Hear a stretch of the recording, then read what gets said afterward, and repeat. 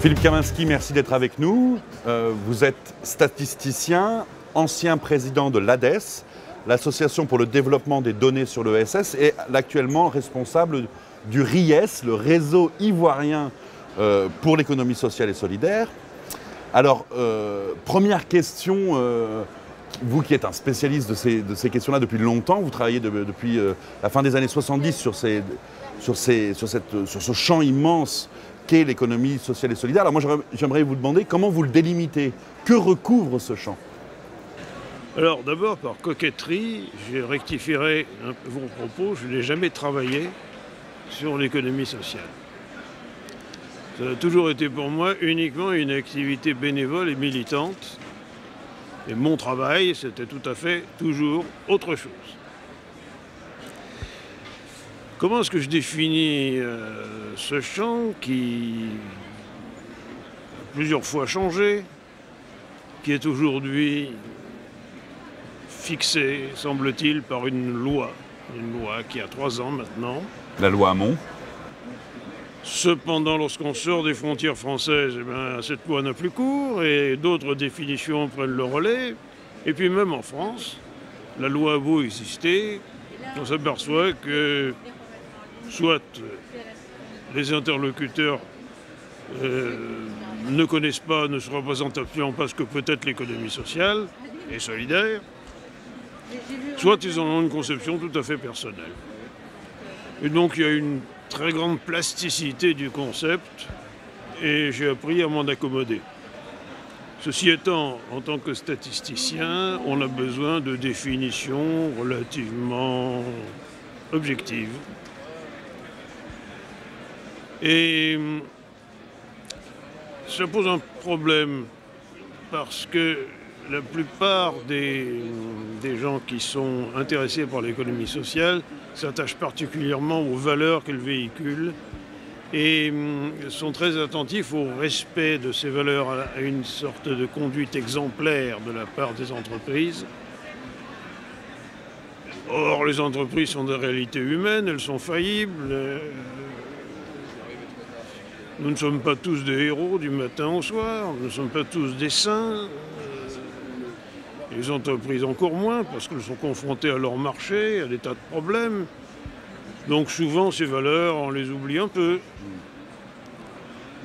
Et immédiatement... En fait, ce dont vous avez peur, c'est d'un angélisme par rapport à l'économie sociale et solidaire. Je crois que l'angélisme est effectivement une certaine perversion de l'esprit et qu'il faut... il faut bien se dire qu'une entreprise, on la range dans l'économie sociale et solidaire en raison d'un certain nombre de critères objectifs, et puis elle se conduit plus ou moins bien. Ça, c'est notre responsabilité aussi de faire en sorte, si on détecte des manquements à la règle commune, d'essayer de les faire corriger. Et en même temps, ça n'empêche pas de porter des idéaux à travers l'économie sociale et solidaire.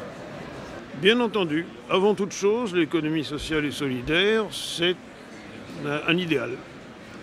C'est un idéal de transformation sociale et c'est un idéal de, comment dire, j'ose le mot, de vertu. Donc entre l'idéal et l'angélisme, la frontière peut être parfois mince. Hein. Ce que vous voulez dire, c'est qu'il ne faut pas oublier la réalité concrète, les structures concrètes liées à l'ESS. Mais on peut très bien avoir un idéal et être un pêcheur du matin au soir et poursuivre cet idéal quand même.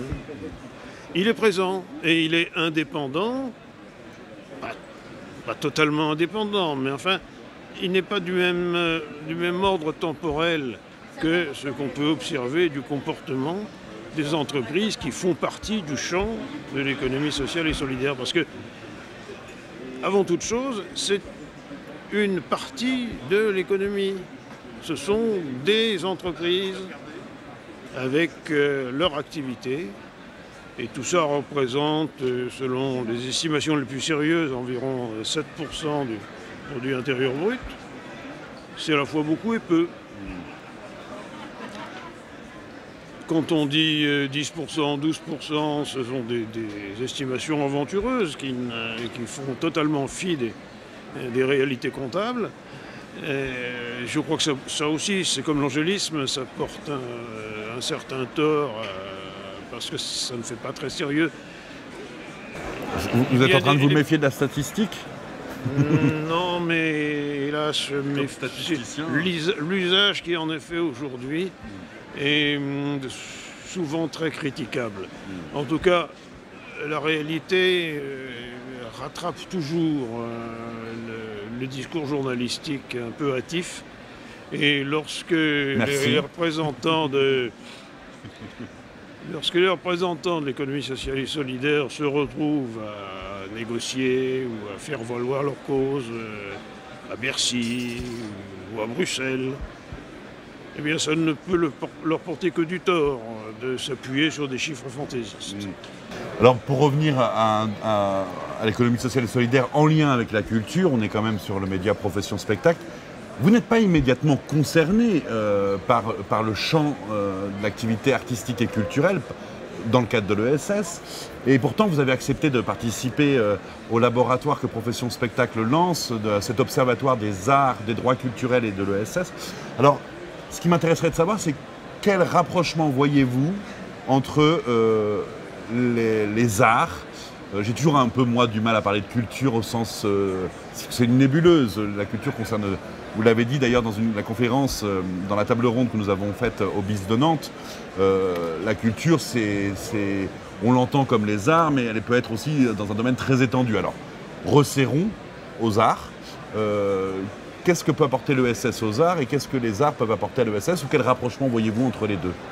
Bon, il est un fait que le mot culture est un mot valise qui a des significations très diverses selon la manière dont on l'emploie.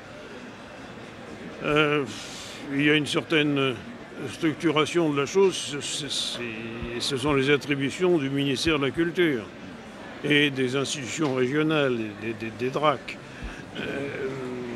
Alors dans tout cela, il y a ce que j'appellerais les arts, les grands arts. Les musées nationaux, les théâtres subventionnés. Ils sont grands par la taille ou...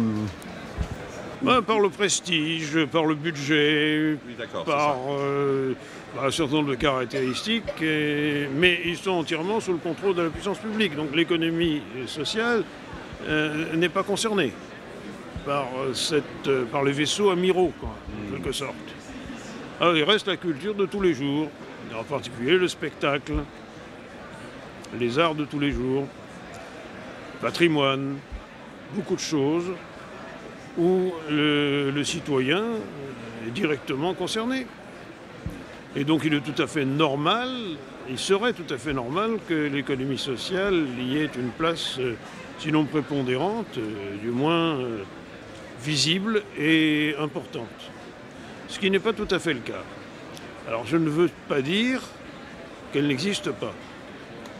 Si on regarde les statistiques, le nombre d'associations déclarant une activité principale faisant partie du périmètre de la culture sont des statistiques qui comportent une assez large marge d'incertitude, mais tout de même, on voit qu'elles sont nombreuses.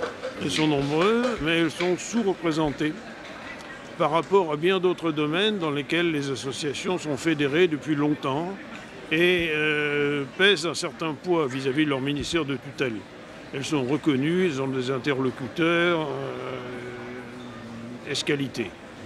Pour ce qui est de la culture, du spectacle en particulier, ce n'est pas le cas et c'est donc un travail à accomplir. Ça peut prendre des années. Et qu'espérez-vous travailler par exemple dans le cadre de l'Observatoire ou Bon, ouais. ou en tout cas quel thème vous semblerait important à mettre en avant dans ce cadre spécifique? À travailler, à creuser, sur lesquels faire des propositions? C'est quand même d'abord aux spécialistes du domaine de poser les problèmes, de formuler leurs demandes. Je peux répondre en tant que, sinon spécialiste, du moins familier de l'économie sociale depuis fort longtemps. Un des intervenants, la table ronde dont vous parliez tout à l'heure, a signalé que dans les chambres régionales de l'économie sociale et solidaire, la place de la culture était particulièrement congrue. C'est vrai, je l'ai remarqué aussi, mais il est difficile d'en faire grief aux CRES parce que justement, cette activité n'est pas structurée, n'a pas de représentant ès-qualité.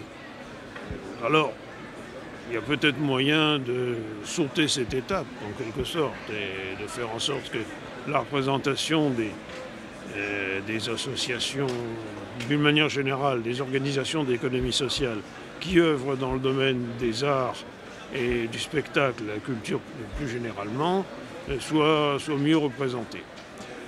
Mais c'est un travail, sinon de longue haleine, du moins de labourage profond, et qu'il faut prendre à bras le corps. Il ne se fera pas tout seul. Merci beaucoup.